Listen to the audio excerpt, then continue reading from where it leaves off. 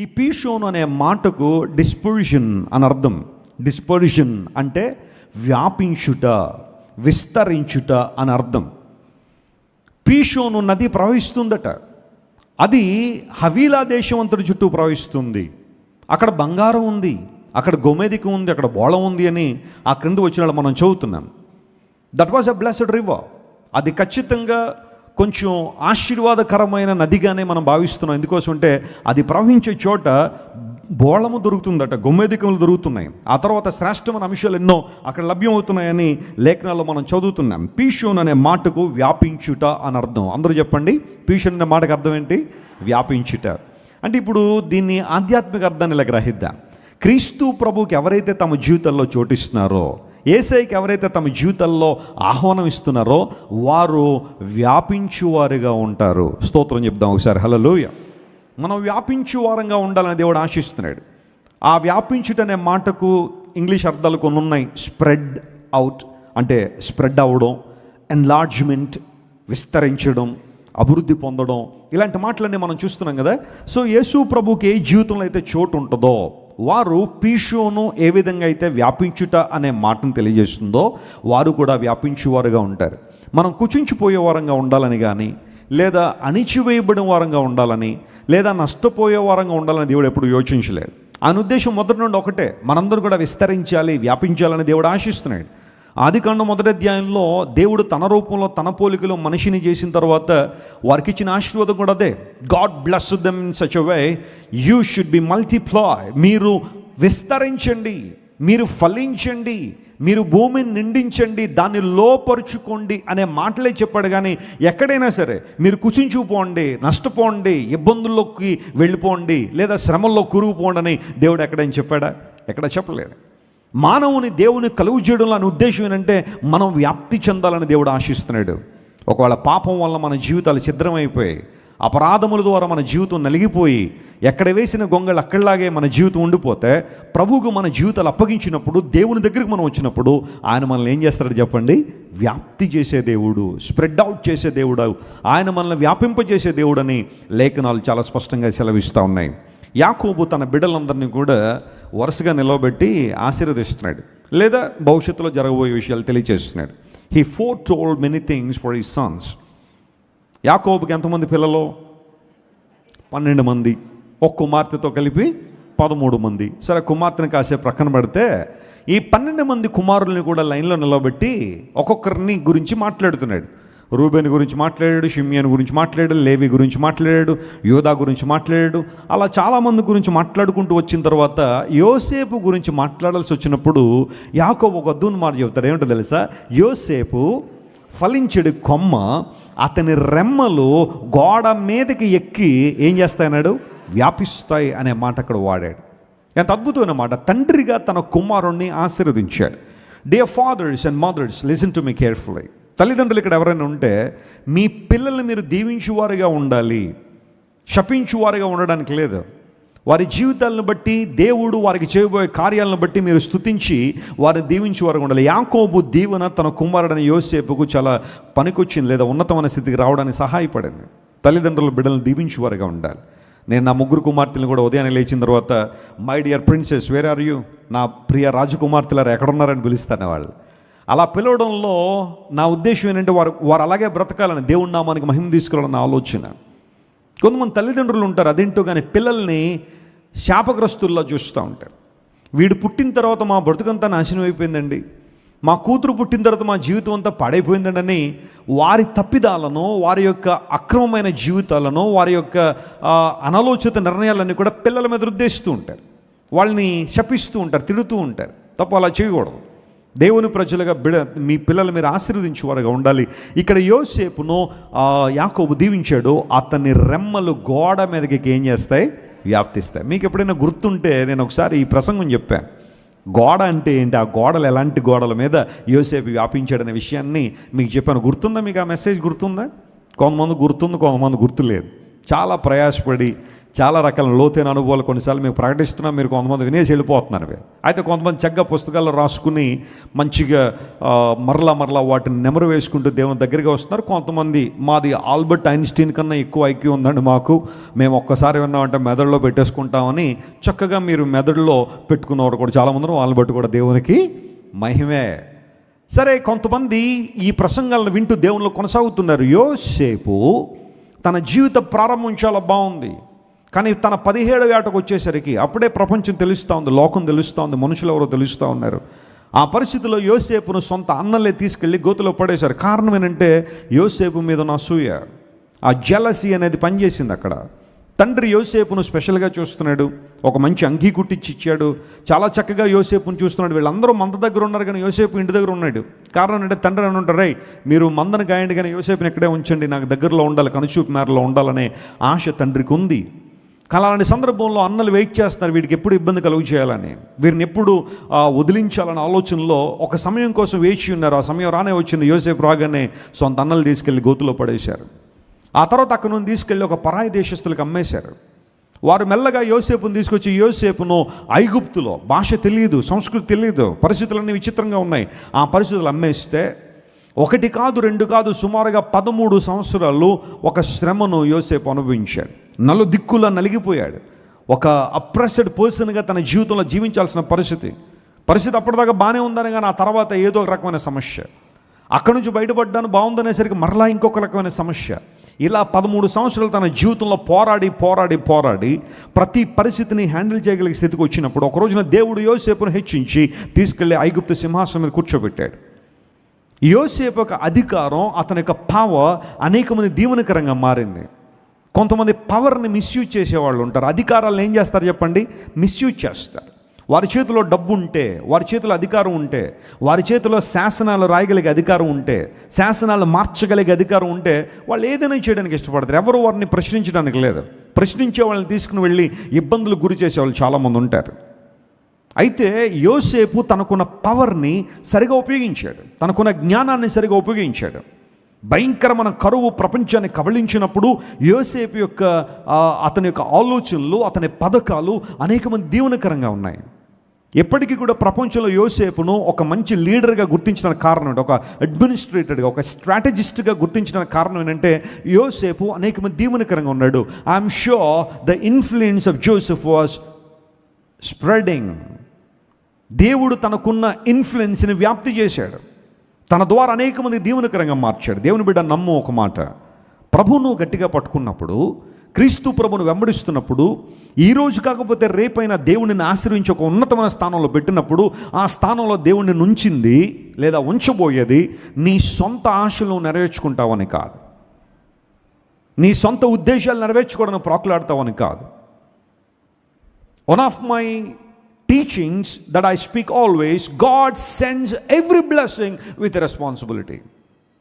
దేవుడు మనకిచ్చే ప్రతి ఆశీర్వాదం వెనకాల ఒక బాధ్యతను ముడిపెడతాడు ఆయన. మనం ఆశీర్వాదాలు అనుభవిస్తాం కానీ బాధ్యతలు విస్మరిస్తూ ఉంటాం, బాధ్యతలు మర్చిపోతూ ఉంటాం. దేవుడు ఒక ఉన్నతమైన స్థితికి నేను తీసుకొచ్చినప్పుడు, ఒక భయంకర పరిస్థితి నుండి లేవనెత్తినప్పుడు, ఒక అనారోగ్య పరిస్థితులు లేవనెత్తినప్పుడు, ఒక అప్పు బాధల నుంచి దేవుడిని లేవనెత్తినప్పుడు, ఒక బంధుకోల నుంచి దేవుడిని విడిపించినప్పుడు, ఒక భయంకరమైన ఎడిక్షన్ నుంచి దేవుడిని బయటికి తీసుకొచ్చినప్పుడు, నువ్వు దీవెనకరంగా ఉండాలని దేవుడు ఆశిస్తున్నాడు, ఆశీర్వాదకరంగా ఉండాలని. పీషోను వ్యాపించిందట. వ్యాప్తి చెందుట అనే అంశం క్రీస్తు ప్రభులోకి వచ్చిన మనందరూ కూడా వ్యాప్తి చెందాలని దేవుడు ఆశిస్తున్నాడు, దేవుడు కోరుతున్నాడు. I would like to talk about the church today. సంఘం గురించి ఒక మాట చెబుతాను. పెంతెకోస్తు పండుగ రోజున పరిశుద్ధాత్మ దేవుడు సంఘం మీదకి వచ్చిన తర్వాత, లేదా సంఘముతో ఆయన మమేకమైన తర్వాత, సంఘము అభివృద్ధి పొందిందా లేదా? చెప్పండి గట్టిగా, అభివృద్ధి పొందిందా లేదా? ప్రబలమై దేవుని వాక్యం వ్యాప్తి చెందుతున్నప్పుడు సంఘము కూడా ఏమైంది చెప్పండి? అభివృద్ధి పొందింది. పోనీ ఆ కాలంలో పరిస్థితులు ఏమన్నా బాగున్నాయా అంటే బాలా. ఒక ప్రక్కన రోమన్ సామ్రాజ్యపు అధినేతలు క్రైస్తవ్యాన్ని మట్టుపెట్టాలనే ప్రయత్నం చేస్తూనే ఉన్నారు. కైసరుని దేవుడిగా ఆరాధించండి, మీ దేవునితో పాటు కైసరుని కూడా కలపండి అని ఒత్తిడి తీసుకొస్తే చాలామంది దేవుని ప్రజలు ఒప్పుకోలేదు. కైసర్ని మేము రాజుగా గుర్తిస్తాం కానీ దేవుడిగా గుర్తించాం. We acknowledge Caesar as our king but not as our God. మేము కైసరు పాలనలో ఉన్నాం కాబట్టి మా విశ్వాసానికి అడ్డు రానంత కాలం మేము ఏదైతే నమ్ముతున్నామో, ఏ లేఖనాలు అయితే విశ్వసిస్తున్నామో వాటికి అడ్డు రానంతకాలం ఏ ఆజ్ఞనైనా పాటిస్తాం, కైసరు ఇచ్చింది. కానీ మా విశ్వాసానికి అడ్డు తగిలే ఏ ఆజ్ఞ కూడా మేము పాటించం అని దేవుని ప్రజలు ఎదురు తిరిగారు. అందును బట్టే సంఘానికి హింస కలిగింది. అనేక మంది దేవుని ప్రజలు ఇబ్బందులు పాలయ్యారు. కానీ సంఘం హింసల్లో ఉన్న, కష్టాల్లో ఉన్న, ఇబ్బందుల్లో ఉన్న సంఘం మాత్రం అభివృద్ధి చెందుతూనే ఉంది. స్తోత్రం చెప్పండి, హల్లెలూయా. ఈ ప్రవాహాన్ని ఏ ఒక్కరు ఏం చేయలేకపోయారు, ఆపలేకపోయారు. మొదటి శతాబ్ద కాలంలో ఆ పని జరగలేదు, రెండవ శతాబ్దంలో ఆ పని జరగలేదు, మూడవ శతాబ్దంలో ఆ పని జరగలేదు. నాలుగవ శతాబ్ద ప్రారంభంలో కాన్స్టంటైన్ వచ్చిన తర్వాత క్రైస్తవ్యం చట్టబద్ధం చేశారు, లీగలైజ్ చేశారు. Anybody can worship Jesus freely, there will be no persecution. క్రీస్తు ప్రభువును ఆరాధించినందుకు ఇక శ్రమ అక్కర్లేదని కాన్స్టంటైన్ డోర్స్ తెరిచిన తర్వాత మొదటి 3 శతాబ్దాలు ఒకలాంటి శ్రమ. ఏంటా శ్రమ అంటే బయట నుండి శ్రమ, ఇబ్బందులు, ప్రతికూలతలు, హింసలు, పోరాటాలు, శ్రమలు, దేవుని ఎరిగిన వారు ఇచ్చిన శ్రమలవన్నీ కూడా మొదటి 3 శతాబ్దాల్లో సంఘాన్ని ఇబ్బంది పెట్టాలని ప్రయత్నం చేశారు. కానీ వారి వల్ల కాలేదు. కానీ ఎప్పుడైతే కాన్స్టంటైన్ సంఘాన్ని లీగలైజ్ చేశాడో, క్రైస్తవ్యాన్ని చట్టబద్ధం చేశాడో, ఇప్పుడు ఇంటర్నల్ పాలిటిక్స్ బయలుదేరే సంఘంలో ఆధిపత్య పోరు కొనసాగింది. మేం గొప్ప అంటే మేం గొప్ప, మాకెక్కువ తలాంతులు అంటే మాకెక్కువ తలాంతులు, మాకెక్కువ తెలుసు బైబిల్ అంటే మాకెక్కువ తెలుసు అనే ఆ ఆధిపత్య పోరు సంఘంలోకి వచ్చేసింది. That is more worse than the previous one. అంతకుముందున్న శ్రమ కన్నా ఈ శ్రమ చాలా ఎక్కువైంది. సంఘాల్లో రాజకీయాలు, పోరాటాలు, ఆధిపత్య పోరులు, నాకంటే వాళ్ళు తక్కువ, నాకంటే వారి భక్తిలో తక్కువ, నాకంటే వాళ్ళ విశ్వాసంలో తక్కువ అని ఒకరినొకరు చిన్న చూపులు చూసుకోవడంలో అంతర్యుద్ధం సంఘంలో బయలుదేరింది. ఆచారాలు వచ్చేసినాయి లోపలికి. దేవుని వాక్యాన్ని ప్రక్కన పెట్టేసి మనుషులు కల్పించిన పద్ధతులే అవే గొప్పగా మనుషులు భావించి దేవుళ్ళో ఉన్నామనుకుంటూనే చాలామంది దేవుని దూరం అయిపోయారు. పలానా సమయంలో సంఘం మరలా బలహీనపడుతున్న సమయంలో దైవజనులైన కొంతమంది వ్యక్తులను దేవుడు లేపుకొని వారి ద్వారా పరిశుద్ధ లేఖనాలను ప్రజలందరికీ అందాలి, దేవుని వాక్యం ప్రతి ఒక్కరూ చదవాలి, తమ భాషల్లో తమ యొక్క డైలెక్ట్స్లో దేవుని వాక్యం చదవాలని అనేక మంది దేవుని పిల్లలకు ప్రేరేపణ ఇస్తే చాలామంది దేవుని ప్రజలు ప్రాణాలకు తెగించి దేవుని సువార్తను ప్రకటించడం ప్రారంభించారు. అందులో చాలా గొప్పవాళ్ళు, కొంతమంది పేర్లు ఆయా సందర్భాల్లో మనం వింటున్నాం. విలియం టిండేల్ అనబడే వ్యక్తి అద్భుతంగా బైబిల్ని ప్రపంచాన్ని పరిచయం చేయాలని ఆశించాడు. అందుకుగాను తన ప్రాణం ఇవ్వాల్సి వచ్చినా కూడా వెనుకాడలేదు.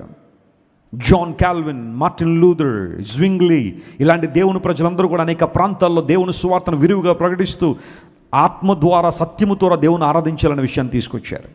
అప్పటి నుంచి మరలా సంఘం వ్యాప్తి చెందడం ప్రారంభించింది.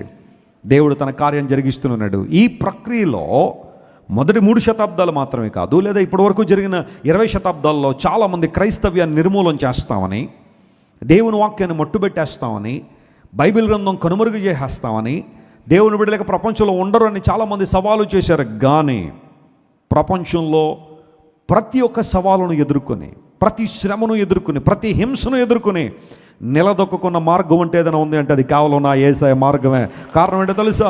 He's the author and perfecter, sustainer of our faith. మన విశ్వాసానికి కర్త, దాన్ని కొనసాగించేవాడు ఎవరో? యేసు ప్రభువు మాత్రమే. సువార్త వ్యాప్తి జరిగింది, దేవుని వాక్యం ప్రబలమై వ్యాపించింది, అద్భుతాలు ఎన్నో దేవుడు జరిగించడానికి ప్రభు సహాయం చేశారు. ప్రతికూలతల్లో దేవుడు వ్యాప్తి చెందించే దేవుడు ఆయన. ఈరోజు ఒకవేళ నీ జీవితంలో కూడా వెస్లీ గారు చాలా కాలం మంది ప్రభుని అంగీకరించి ఎందుకో నా జీవితంలో ఎక్స్పాన్షన్ అనేది ఉండలేదు, ఆ వ్యాప్తి అనేది లేదని ఒకవేళ బాధపడుతున్నావా? ఈరోజు దేవుడు నీతో మాట్లాడుతున్నాడు, నువ్వు వ్యాప్తి చెందుతావు. Hallelujah. This is the word of God. దేవుడు అబ్రహాంతో మాట్లాడు, అబ్రహామా, stand there and see every place, whatever you see you will conquer them.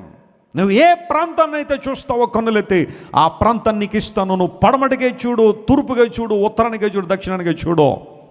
What ever you see by faith you will possess it. నువ్వు దాన్ని పొందుకుంటావు, చూడు అన్నాడు.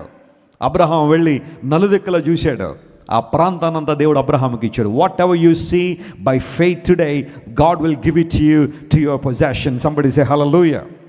నువ్వు ఏదైతే విశ్వాస నేత్రాలతో చూస్తున్నావో దేవుడు ఆ ప్రాంతాన్ని నీకు దయచేయబోతున్నాడు. మా ప్రక్కింటోళ్ళు డాబా చూస్తున్నారండి అంటున్నావా?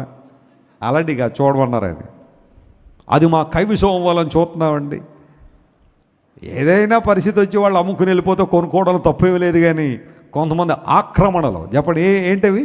దురాక్రమణలు. ఇంటి స్థలం ఖాళీగా ఉందంటే పక్కన ఆక్రమించేసుకోవడానికి ప్రయత్నం కొంతమందికి. అలాంటివి కాదు.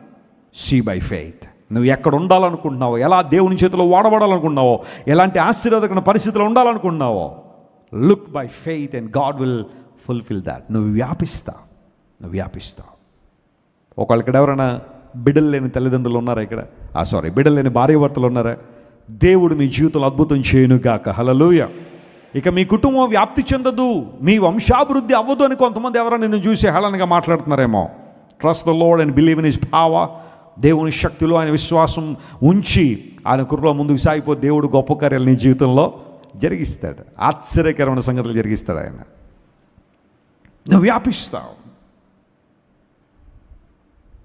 Jashuva chapter 6 and verse 27. యెహోషువ గ్రంథం 6వ అధ్యాయం 27వ వచనం తీయండి ఒకసారి. యెహోషువ గ్రంథం 6వ అధ్యాయం 27వ వచనం. అందులో ఈ మాట ఉంది, యెహోవా యెహోషువకు తోడయుండను గనుక అతని కీర్తి, ఈ మైక్ ఆన్ చేయండి, అతని కీర్తి దేశమందంతటా ఏమైందంట? వ్యాపించెను. చెప్పండి ఆ మాట అందరూ చెప్పండి ఒకసారి. యెహోవా యెహోషువకు తోడయుండను గనుక. ఆ రెఫరెన్స్ అలాగే ఉంచినాను. ఇప్పుడు యెహోషువ అనే పేరు తీసి మన పేరు రాసుకుందాం అక్కడ. రాద్దామా? ఓకేనా?